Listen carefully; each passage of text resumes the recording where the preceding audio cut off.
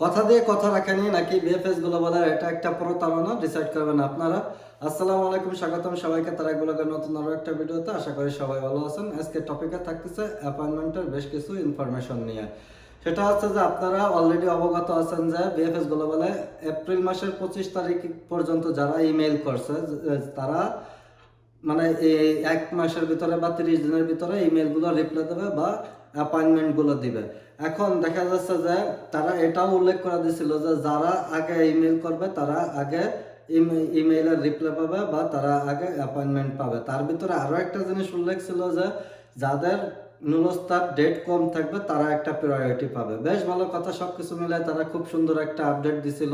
কিন্তু এই যে আপডেটটা তারা দিছিল তারা সেই আপডেটেরই কোনো মান মর্যাদা রাখতে পারেনি। কারণ হচ্ছে যে যারা আগে নুলস্তা পাইছে তারা অবশ্যই 31 তারিখে সবাই চেষ্টা করছে ইমেল পাঠানোর জন্য। এখন ইমেল পাঠানো তো যাচ্ছে সচরাচর, যারাতে ইমেল নুলস্তা আছে সেই ইমেল পাঠাইতে পারছে, কারণ যে তার কাছে নুলস্তার নাম্বারটা ছিল। আর যারা পরে ইমেল করছে তাদের হাতে নুলস্তাটা ছিল না, যে কারণে তাদের লেট হয়েছে, বা বেশিরভাগ ক্ষেত্রে এরকমই হয়েছে। আমি বলবো না যে সবার হাতে নুলস্তা ছিল না বিদায় তারা 31শে মার্চের পরে যে ইমেইল পাঠাইছে। কিন্তু সাধারণভাবে লজিক্যালি দেখা গেছে যে যার হাতে আগে নুলস্তা ছিল সে 31 মার্চে ইমেইলটা করে দিয়েছে। এখন বিষয়টা হচ্ছে যে যারা 31শে মার্চে ইমেইলগুলো করছে তারা এখনো অনেকেই এখনো কোনো অ্যাপয়েন্টমেন্ট পায়নি বা কোনো ডেট তারা এখনো পায়নি। এই অন্যদিকে দেখা গেছে যে 1 মে বা 2রা মে যারা মেল করছে তারা অনেকেই কিন্তু অ্যাপয়েন্টমেন্ট পেয়ে গেছে। তা এখন যারা 2রা মেতে অ্যাপ্লাই করছে তাদের বেশিরভাগই দেখা গেছে যে জানুয়ারির লাস্টের দিকে আর ফেব্রুয়ারির প্রথম দিকের যে নুলস্তাগুলো সেইগুলোই।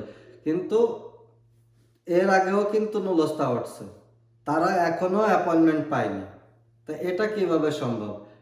যেই সব বিষয় নিয়ে বিএফএস গ্লোবালকে আজ করলে তারা বলে যে এম্বাসি বলতে পারে। এখন এম্বাসিতে তো আমাদের কন্ট্যাক্ট করার মতো কোনো ওয়ে নেই, কারণ যে দেখা গেছে যে তাদের পেক পাঠাইতে হবে বা মেইল পাঠাইয়ে তাদের আজ করতে হবে। আর একটা মেইল পাঠাইলে পেক পাঠাইলে এটা আমরা সবাই জানি যে তারা রেসপন্স করতে কত সময় নেয়। কিন্তু যে মাধ্যমটা আছে বিএফএস গ্লোবাল, যে তাদের কাছে আমরা পেপার জমা দিই, তাদের কাছে আমরা সব কিছু কালেক্ট করি, এখন তারাই যদি আমাদের ইনফরমেশন না দিতে পারে তাহলে দিবে কে? যে তারা আমাদের দেখায় দেয় ইতালিয়ান এম্বাসিতে দেখায় দেয় বিএফএস গ্লোবাল। এটা কোন ধরনের খেলা পাইছে? চলনা খেলা ললনা নিয়ে নিয়েছে। এখন বিষয়টা হচ্ছে যে তারা তো এই জিনিসটা মেনটেন করতে পারতেছে না যে 30 দিনের ভিতরে অ্যাপয়েন্টমেন্ট দেবে। আর আরেকটা বিষয় হচ্ছে যে এটা উল্লেখ করে দিছিল যে যারা ইমেল করবে তাদের নুলস্তার ডেট যাবে না। বুঝলাম যে যারা ইমেল করবে তাদের জন্য যে নুলস্তার ডেটটা আছে এই ডেটটা যাবে না, ফ্রিজ হয়ে যাবে।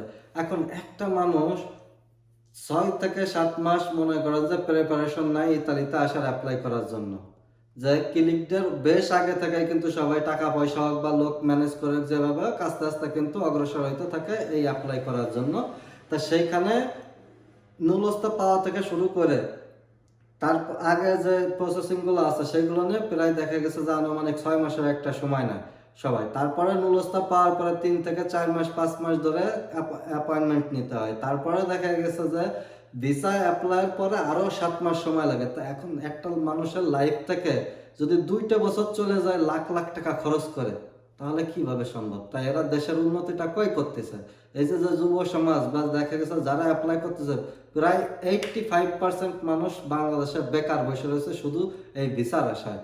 কারণ যে একটা জব যখনই করতেছে ও সবারই নুলস্তাটা উঠলে তাদের মনের একটা আশার আলো ফুটে ওঠে যে না আমি ইতালিতে যাব, ইতালিতে যে একটা জব টপ করবো ভালো একটা এসে। এখন যারা নুলস্তা উঠতেছে তারাও অনেকে বাংলাদেশে বলতে সাহস পাচ্ছে না যে আমার নুলস্তা উঠতেছে আমি ইতালিতে যাব। কারণ যে কয়দিন পরে তো তাদের টানা শুনতে হয়। যারা জানতেছে বা যে আত্মীয় স্বজনের কাছে বলতেছে যে আমার নুলস্তা উঠতেছে বা উঠে গেছে, ওই 1 মাস 2 মাস পরে যায় ভিসা না পাইলে তারা এখনো দেশে ঘুরতে দেখলে তখন ওই বারবার জিজ্ঞেস করে কিরে ভাই ভিসা কত দূর, কিরে ভাই কবে যাবেন? তা এইসব টানা শুনতে শুনতে মানুষ অতিষ্ঠ হয়ে যায়, লাখ লাখ টাকা খরচ করে। আর 1 লাখ টাকা 2 লাখ টাকার ফ্যাক্ট নাই এই জায়গায়, 18 লাখ 20 লাখ 15 লাখ টাকার একটা ইস্যু।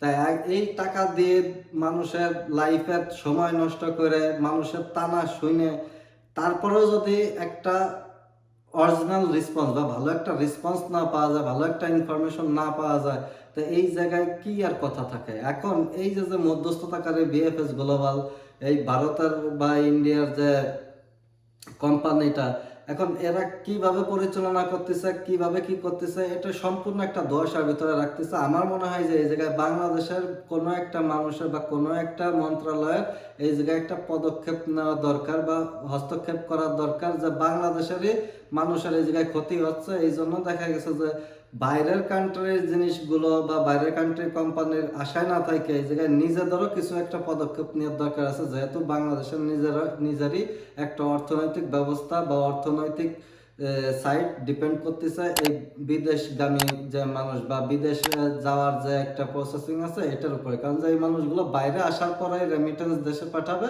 আর দেশের উন্নতি হবে। আর সবচাইতে বড় কথা যে এই বিষয়টা নিয়ে, সেটা হচ্ছে যে হাজার হাজার পরিবারের, কারণ যে নুলস্তায় অ্যাপ্লাই করে একজন কিন্তু আশা দেখে 10 জন। কারণ যে একটা ফ্যামিলিতে একটাই মানুষ বাস করে না, একটা ফ্যামিলিতে 4-5 জন মানুষ, 10 জন মানুষ থাকে। তা এই দেখা গেছে একটা নুলস্তার পিছনে 10 জনের আশার ক্ষুণ্ণ হচ্ছে এই বিএফএস গ্লোবালের কারণে। সো আজকের ভিডিও এই পর্যন্তই। নেক্সট ভিডিওর আমন্ত্রণ জানিয়ে এখানে শেষ করতেছি। আল্লাহ হাফেজ।